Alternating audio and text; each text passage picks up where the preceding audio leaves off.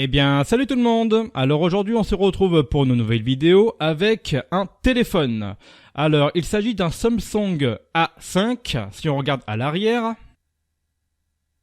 Je ne sais pas si vous allez voir quelque chose, mais il y est inscrit SM-A520F, donc un A5, qui date de 2016 ou 2017. Alors, ce téléphone appartenait à ma voisine, il y a encore 1 mois et demi ou 2 mois, et elle me l'a donné. Alors en fait, apparemment ce téléphone ne s'allume plus du tout. Alors on va essayer. Donc, on voit bien que ça ne réagit pas. On peut éventuellement réappuyer dessus. Regardez, hop. Voilà. Toujours rien.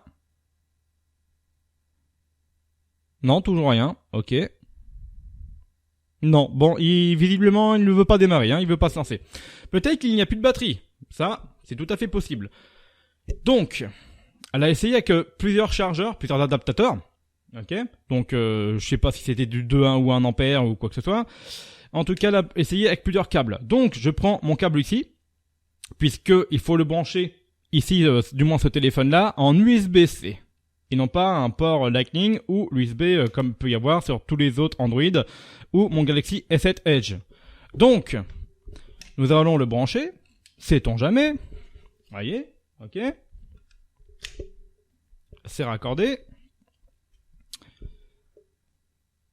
Est-ce qu'il va essayer de charger? Alors visiblement non. Si on rappuie dessus éventuellement, nous avons toujours rien. Ok. Bon, ça n'a pas l'air. Alors on peut peut-être essayer de...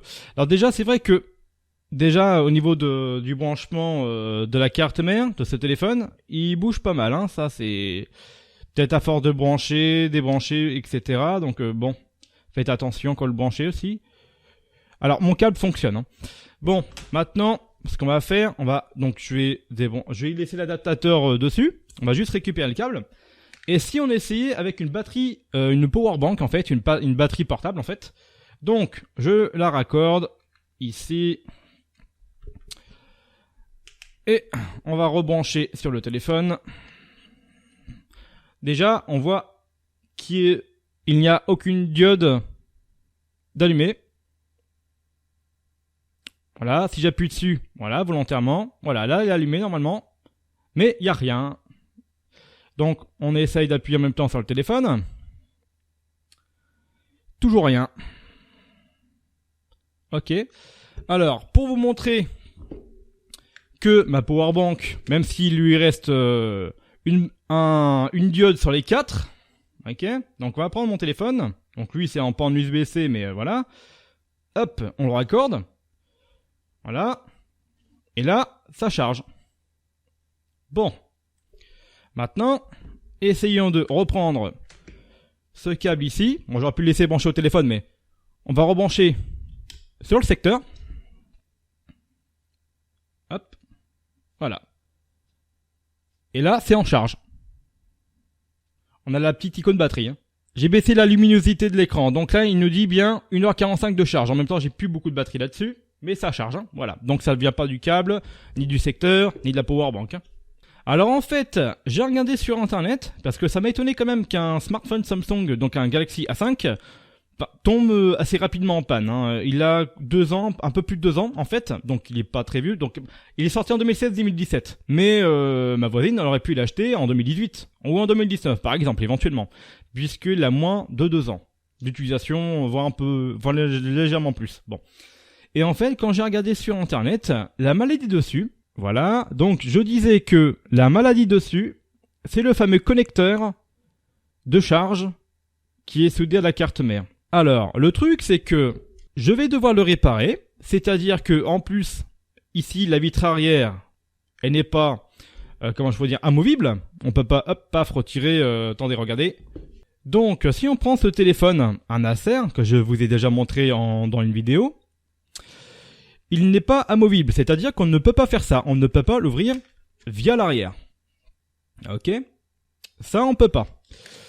Maintenant, c'est devenu comme les iPhones et comme d'autres téléphones, c'est que même mon S7 Edge, je vais devoir, si je veux changer la vitre arrière qui est fissurée, hein, d'ailleurs je vous montre, hein, voilà, il a pris cher dès le début. Voilà, vous voyez mieux. Tout simplement parce que le premier jour, je le mets dans un jean, je m'assois à l'arrière d'une voiture et j'entends... Je dis, oh non, putain, non, non, non, non, non. Et bah si. Donc éventuellement, je pourrais changer la vitre arrière. Donc avec l'aide des capoteurs thermiques, il suffira tout simplement de chauffer la zone là où il y a la colle double face en fait, pour qu'on puisse retirer la vitre arrière. Alors c'est le même principe que j'ai fait avec pour le changement d'écran de cette iPhone 5S, qui fonctionne toujours, hein, c'est juste qu'il est éteint, où j'avais changé l'écran. Donc là, au lieu de le chauffer, puisque c'est juste vissé ici, donc une fois qu'on aura chauffé la vitre, il suffira de prendre l'espèce de couteau en plastique. J'ai vu quelques vidéos où des gens, pour décoller leur smartphone, que ce soit celui-là ou un autre, hein, un Xiaomi par exemple, etc., et bah d'utiliser des couteaux, des vrais couteaux de cuisine en métal. Ouais, mais la batterie, elle est toujours raccordée, vous avez des connexions en métal, vous avez des câbles, des soudures, machin, donc c'est le seul moyen pour faire un court-circuit. Et voilà. Donc je vous conseille vraiment pas. Donc ça, le kit, hein, ça coûte 1 ou 2 euros sur eBay. Et puis voilà, donc une fois qu'on aura fait ça, il suffira de l'ouvrir, machin. Donc il n'y a aucune nappe en retirant la vitre, donc on va pouvoir l'enlever sans souci. Et va falloir retirer tout le cadrage en plastique qui maintient le processeur, la carte mère, les puces, etc., la mémoire, tout ça, pour accéder ici. Donc éventuellement, avant de faire ça, on pourrait éventuellement repincer le connecteur, puisqu'apparemment ça se fait. Et donc dans le pire des cas, il faudra dessouder ceci, avec un peu de flux, etc., et ressouder une nouvelle un branchement en charge, quoi. Voilà. Donc voilà pour cette vidéo. Alors je ne dis pas que dans la prochaine je vais faire absolument ça. J'ai d'autres priorités pour la chaîne en ce moment. Surtout que j'ai récupéré pas mal de pièces et pas mal d'ordinateurs à quelqu'un qui habite à 3/4 d'heure de chez moi à peu près. J'ai du gros matos à récupérer. Voilà, qui me donne, voilà, au lieu de jeter, tout simplement. Donc il y aura des vaudous, des PC, des tours, tout ça. Donc pourquoi pas voir. Et je n'ai plus qu'à vous dire à la prochaine. Bye.